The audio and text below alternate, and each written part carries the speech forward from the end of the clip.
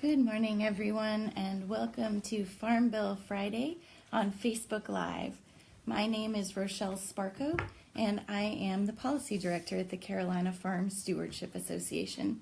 Thanks so much for joining us for this week's Farm Bill Friday post, where we'll be bringing you 5 things that you need to know about the Farm Bill this week. Before we get into the 5 things that we think you need to know about the Farm Bill this week, I did want to give y'all a quick update about where we're at in the process of a 2018 Farm Bill.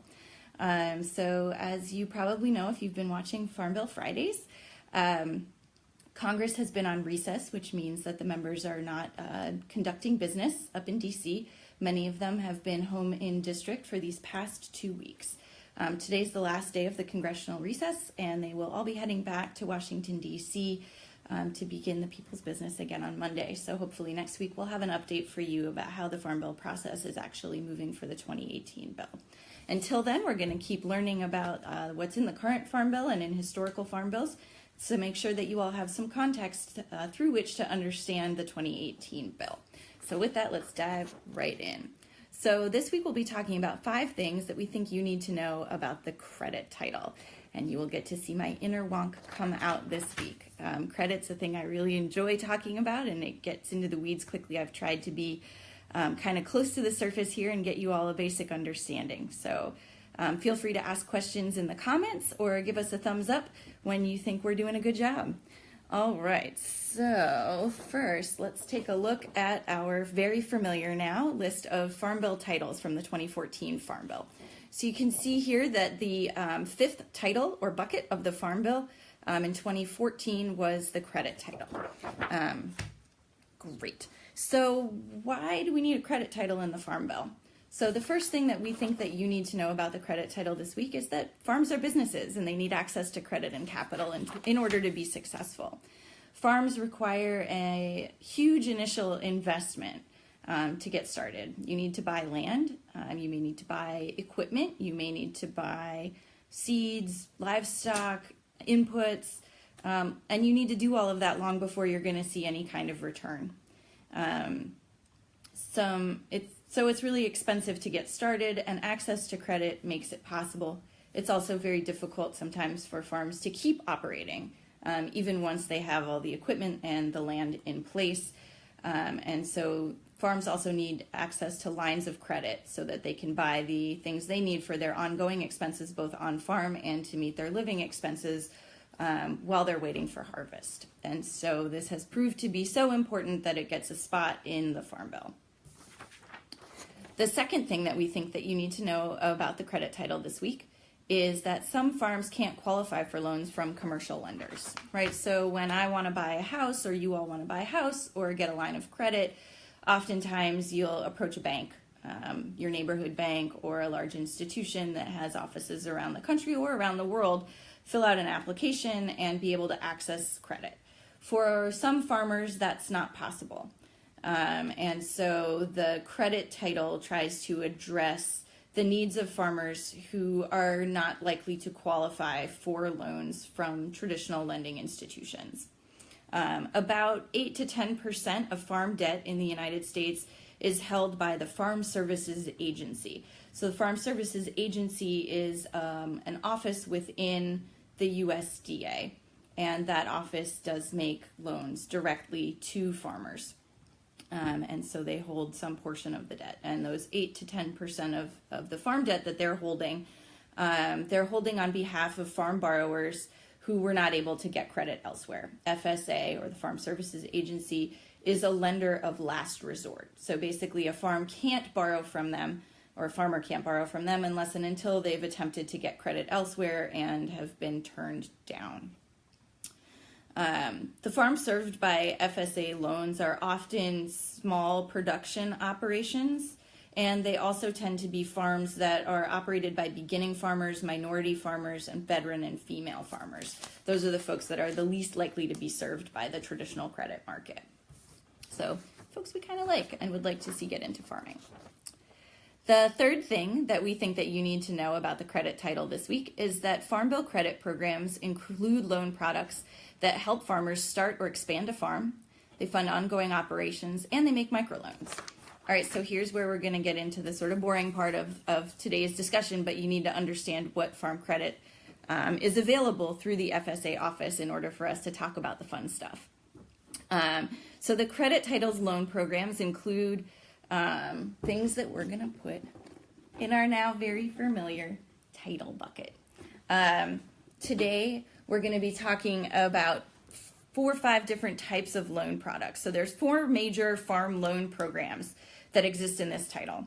One of them is called a direct operating loan, and its partner or companion is the guaranteed operating loan. There are also direct ownership loans and guaranteed ownership loans. So let's talk a little bit about what those are.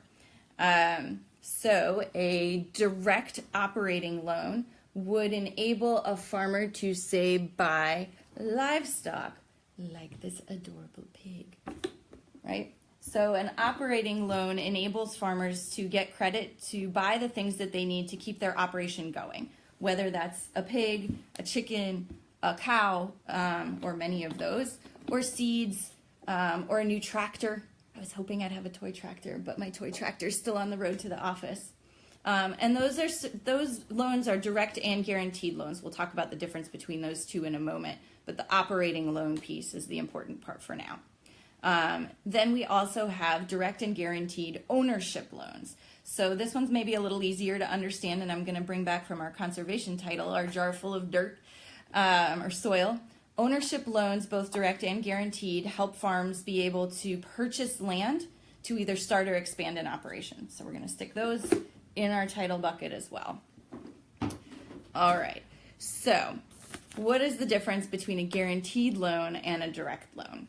So a guaranteed loan is one that is made by a traditional lender, but that is guaranteed by the U.S. government, meaning that if the farm defaults, some percentage of that money that was lent out by the bank gets paid back to that bank. So it reduces the risk that the bank faces when they lend to that particular farm. And depending on the loan, the guaranteed amount can be up to 95%. So it reduces risk, making commercial credit available to farms. Direct loans, whether operating or ownership, are both made directly by the FSA office and serviced by the FSA office, meaning that they don't sell those loans once they make them. They handle them all in-house. So FSA does function in the manner of a traditional lender. So let's see. What else do we need? So now you've got a sense, I hope, about the differences between these two types of ways that lending happens and the 2 different types of major loan products that are offered, right? Ownership and operating. Now we get to the fun stuff. All right. So the 4th thing that we think that you need to know about the credit title this week is that how Farm Bill lending programs are structured determines which farms can access the financing that they need to succeed. So this is where we get a little bit into the policy pieces, talking about the ways in which these programs pick winners and losers, or at least folks who can borrow and folks who can't, which sometimes does dictate who stays in business and who doesn't. All right, let's see here. I am missing one of my pieces of paper, so I'm just going to talk about it. Okay, so FSA makes, the Farm Services Administration makes a number of different types of loans available to borrowers. We've talked about all 4 of the major ones. And where those loans get taken up is really interesting. And I had at one point a really awesome map that I'm sad that I can no longer share with you because it's not anywhere that I see. It basically shows, it's a map of the United States showing, oh, I have my map, I just don't have my chart. So let's use the map. All right, sorry. I also have an awesome chart that shows actual numbers, but we'll take a look at the map. It'll provide some shading that'll give you some idea of where uptake is happening. So this is a map showing where FSA is making direct, right, meaning FSA actually makes the loan, farm ownership loans, so folks who are buying land. And so you can see this green section in the plains states here. That's where the majority of loans are being made. And in the yellow sections, which includes the Southeast, right, North and South Carolina, very few direct farm ownership loans are being made, right? We're in the lightest yellow section. And I actually took a look at the numbers, and North and South Carolina both have less than 30 loans that have been made in those respective states in 2017. All right. So what's happening there? Why are farmers not using these loans to purchase land? So let's take a couple of examples that I think will help us think through what kinds of barriers might be thrown up in front of certain types of farmers. So our first example is beginning farmers. The options available through the Farm Bill have gotten better at meeting the needs of small-scale borrowers, small-scale farmers who are likely borrowers in recent years, but more changes would help more beginning farmers access credit. How? So one thing that we haven't talked about yet, beyond the fact that the FSA makes loans available to help farmers buy land, is statutory caps, the amount of money that can be borrowed through these programs. And so one of the things the Farm Bill does is it sets a cap on all four types of these loans that we've been talking about today. And what we have seen is that by and large, the average loan is nowhere near the statutory cap, right? So folks are not borrowing huge amounts of money for operating expenses, and they're also not tending to borrow huge amounts of money on the guaranteed farm ownership loan. What we are seeing is that the statutory cap for a direct ownership loan is very low, or not very low, but that it is that farmers are borrowing as much as they can under that statutory cap. And what's the reason for that? Largely that farmland is becoming more expensive, right? We haven't adjusted for inflation the cap that people can borrow to purchase farmland. And so in some parts of the country, let's take a look at our map again. For instance, in the Northeast, where we also see lots of yellow states, meaning low uptake, and in the western part of the country where we see low uptake, it may be because farms are really, really expensive out there, and that the statutory cap means that folks who don't qualify for credit elsewhere aren't able to use the small amount of credit available to purchase a farm in those parts of the country. We may also be seeing some of that even here in the Carolinas, where folks are potentially looking at buying relatively small pieces of land potentially, but close to urban centers. And as development pressure increases the value of what could be farmland or, say, tract housing, the land value goes up, making it harder for beginning farmers to purchase land. So the statutory cap right now for a direct farm ownership loan is $300,000. So that gives you some idea of how difficult it can be to buy a large enough acreage to actually make a go of farming. So it's been, as I said, 10 years since that amount was adjusted. Meanwhile, the cost of farmland nationally has increased 40%. And so adjusting that cap is one way that we could make sure that beginning farmers can enter the market. I'd also like to talk about really small scale growers, that example. How does the way that FSA structures loans influence how and whether small scale growers are able to get into business? And so a couple of years back, the FSA started issuing microloans. Those are small loans, $50,000 loans, and they're available both as operating loans and as ownership loans. The problem that we see with those two types of loans right now, those are capped out at $50,000 each. A perfect amount for a small-scale grower that's looking to buy a small piece of land or that's looking to buy, say, a Coolbot or a tractor, and that's about all they need. What we are seeing is that the way that the policy is currently written, the borrower cannot borrow $50,000 for an ownership loan and $50,000 for an operating loan. So the statutory cap there runs across both loan types.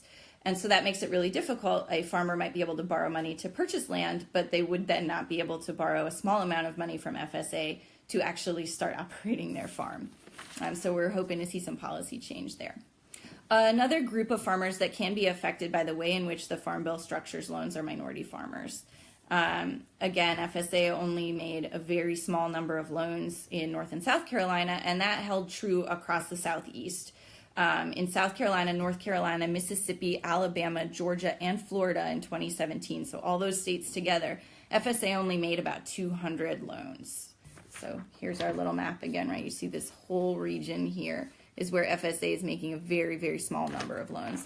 And we suspect that this is in part because a large number of minority farmers live in this region of the United States, and they do historically have a great deal more trouble accessing credit than white farmers. And so we suspect that that's also a piece of why the Southeast is seeing such low uptake in those direct ownership loans. All right. Now, we've talked about some of the farm policy stuff, and we'll come back to here. All right, the fifth thing that we think that you need to know about the credit title this week is that this title in the 2018 Farm Bill could make changes that would work better for a number of CFSA farmers. So we talked some about loan limits, that statutory limit on how much money farmers can borrow. There are a couple things going on here, and there's some tension between them. So we talked a bit about the direct ownership loan and the fact that that $300,000 statutory cap may make it really difficult for beginning farmers or any farmer to expand their operation. That's not a lot of money given the cost of farmland right now. And so we would like to see that adjusted for inflation to account for the fact that farmland prices are rising. But we do also see a move largely pushed by commercial banks to increase the statutory cap in the other three types of loans: the guaranteed ownership loan, the guaranteed operating loan, and the direct operating loan. And we have seen that the average loan size for those three programs doesn't come anywhere near the current statutory cap. The average loan amount is a tiny percentage, generally between 20 and 30% of the statutory loan cap. And so raising the loan caps there, the statutory loan caps there, would make it easier for commercial lending institutions, for traditional lenders, to make fewer loans to larger operations. And so what we suspect will happen if those statutory caps are raised is that loans, large loans, very large loans, $1 million plus loans, will be made to concentrated animal feeding operations, and that the available amount of credit for smaller operations will be smaller, right? If you have one pie, right, and they're going to appropriate one set piece of money for this program through the 2018 Farm Bill, if we increase the size of the slices, there are fewer slices to go around. And so there are some policies that we're pushing if the credit limits are raised, and we're fighting against that right now and encourage you to do so as well. But if those credit limits are raised, we also want to see the pie get bigger to make sure that at least some smaller and mid-scale farms are still able to access credit, right? That pie gets bigger, so even if the pieces get bigger, there's still some pie left for everybody. We'd also like to see some changes to that microloan rule that I told you about, where you can get a $50,000 operating loan or a $50,000 ownership loan. And we'd like to see those made separate the way that the rest of the ownership and operating loans are currently, so that a farmer could borrow some money from both pools and max those out if they needed to, because $50,000 is not a lot of money. Oh, right. So one other thing that I want to talk about in terms of access are targets. So we haven't talked about this before, but farm ownership loans and operating loans, both guaranteed and direct, right, the ones that FSA makes and the ones that traditional lenders make, have caps associated with them, or not caps, but set-asides, meaning that some of that money has to go to beginning farmers, some of the money has to go to minority farmers and female and veteran farmers. And what's happening right now is that if by a certain date banks or the FSA have not made loans to those groups, the funding gets released into the general pool, so anybody can apply for that funding. And so some changes to set-asides are also a piece of the puzzle when we're thinking about raising those statutory limits. If they are going to raise statutory limits, one thing other than increasing the size of the pie, right, appropriating more money for loans, would be to make sure that you cannot as easily move money just by waiting and not lending to minority farmers or female farmers or veteran farmers or beginning farmers, move money into the general pool. That there have to be some targets that are met before that statutory limit perhaps is raised, or before money can be moved into that general pool, in order to make sure, again, that traditionally underserved groups of farmers are getting access to credit. So we do hope that you will pay attention to what happens with the credit title in the 2018 Farm Bill. Be aware that how credit is made available influences who succeeds at farming and who's even able to get into farming to begin with. And we hope that you'll join us at CFSA in advocating for changes that will make sure that beginning, minority, female, and veteran farmers all have access to the credit that they need to succeed. Thank you so much for taking this walk down wonky credit lane with me. I hope you enjoyed it, and I look forward to seeing you all next Friday with a new edition of Farm Bill Friday.